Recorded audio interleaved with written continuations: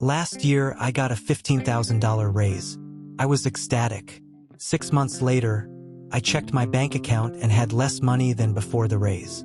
If this sounds familiar, you're not alone. And what I'm about to show you will completely change how you think about getting rich in America.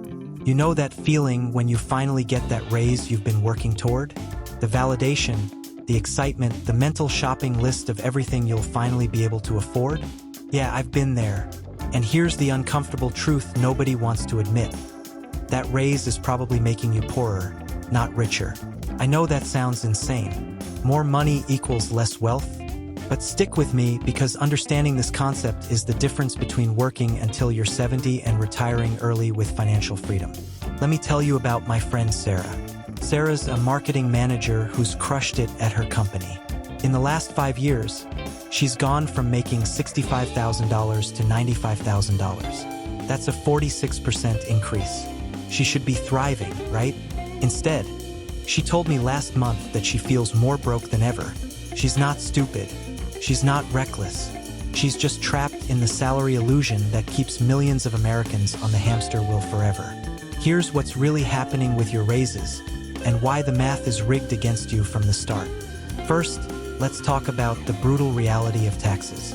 When you get that $10,000 raise, you're not actually getting $10,000. Between federal taxes, state taxes, Social Security, and Medicare, you're looking at losing 30 to 40% right off the top, depending on your bracket.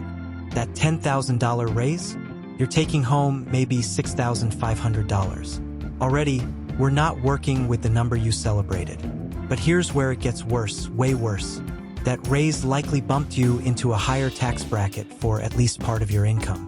Congratulations, you're now paying a higher percentage on every additional dollar you earn. The government just became your biggest partner in that raise, and they didn't have to work a single hour for it. Now let's talk about lifestyle inflation, the silent killer of wealth building.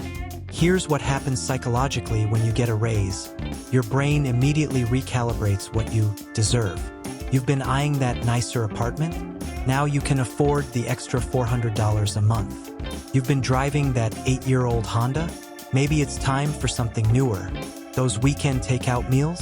Why not try that trendy restaurant you've been seeing on Instagram? This isn't weakness, it's human nature. We're wired to match our spending to our income. Researchers call it the hedonic treadmill. But here's the trap. Every single upgrade you make comes with a new baseline. That nicer apartment isn't a temporary treat. It's now your new monthly obligation. That car payment isn't optional. It's locked in for 60 months. You've just traded temporary income for permanent expenses. And here's the kicker that nobody talks about. When you increase your fixed expenses, you don't just need your current salary to maintain your lifestyle, you need it forever. You've actually become more financially fragile, not less. One job loss, one medical emergency, one economic downturn, and that raise has put you in a worse position than before you got it. Let me show you the real math. Let's say you're making $70,000 and living on $60,000, saving $10,000 a year. You get a raise to $80,000. After taxes, you're taking home about $7,000 more. But you upgrade your lifestyle by just $500 a month. A nicer place, a better car, eating out more often. That's $6,000 a year. Your actual additional savings? A measly $1,000. You worked harder, took on more responsibility, and barely moved the needle on building wealth. But wait, there's more. Remember inflation? That silent thief that the Federal Reserve targets at 2%, but that feels a lot higher when you're paying for groceries, rent, and gas? Your raise isn't happening in a vacuum. If you got a 4% raise but inflation is running at 3%, you got a real raise of only 1%. After taxes and lifestyle inflation, you might actually be going backwards. Here's what rich people understand that wage earners don't. Wealth isn't built from salary. It's built from assets that generate income without your active labor. When you get a raise and spend it, you're trading your most valuable asset, your time and labor, for consumer goods that depreciate. When wealthy people get more money, they buy assets. Real estate that generates rental income, index funds that compound over decades, or businesses that produce cash flow while they sleep. Think about it this way. Every dollar you spend on a nicer lifestyle is a soldier you're sending home from the battlefield of wealth building. That $400 extra in rent? Invested in the S&P 500 over 30 years at historical returns, that's over $465,000 you just gave up. That $500 car payment, that's $580,000 in future wealth you traded for a depreciating asset. The uncomfortable truth is that getting rich requires something our culture doesn't celebrate. Saying no to lifestyle upgrades even when you can afford them. It means getting that raise and pretending you didn't. It means living like you make $70,000 even when you're making $100,000, and investing the difference relentlessly. So what's the alternative? How do you escape the salary trap? 3 things.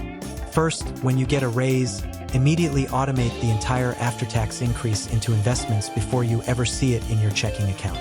Make it invisible. Second, focus maniacally on keeping your fixed expenses low. Rent a place below your means, drive a reliable used car, and resist every single upgrade that comes with a monthly payment.